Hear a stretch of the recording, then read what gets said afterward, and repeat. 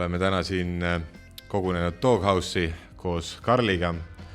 Doghouse tuleb siis järgmisel kolmapäeval Eesti käsipallikoondise mängule head ja paremat pakkuma ja mis saakski ühe spordiürituse kõrval parem olla kui väike kesvamärjuke, väike hot dog.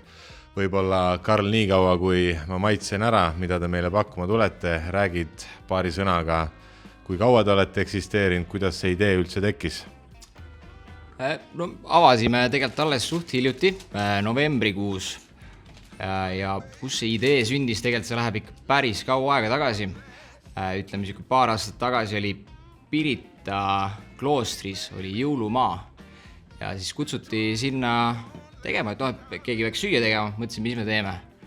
Ja siis mõtlesin välja, et teeme hot doge, jõulu hot doge, sai, praekapsas, vorst, pohlamoos ja krõbesibul. No siuke perfektne asi, töötas väga hästi, inimestele meeldis.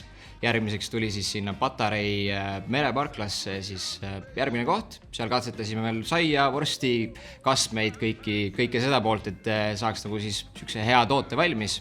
Ja siis nüüd täna oleme siin ja juba 1. aprillil tuleb ka Ülemistesse järgmine koht.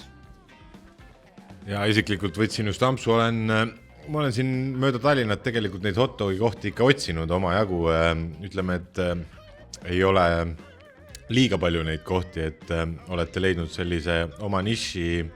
Kindlasti soovitan kõigile tulla ise maitsma ka neid hot doge. Kas võib-olla siis mõne sõnaga, et kuidas nii-öelda äri käima läinud on, et kas kliendid on teid üles leidnud? Ütleme, et pigem siuke nagu nii ja naa, et me oleme praegu teinud siin siukest palju meelelahutuslikku poolt ka, et meil on siin olnud vestlusõhtud ja oleme mälumänge teinud ja eks ta natuke siuke nurgatagune koht praegu on, aga ma arvan, et õiged inimesed on meid üles leidnud ja eks see suvi teotab nagu hea tulema ja Ülemistes kindlasti läheb ka nagu asi paremini käima.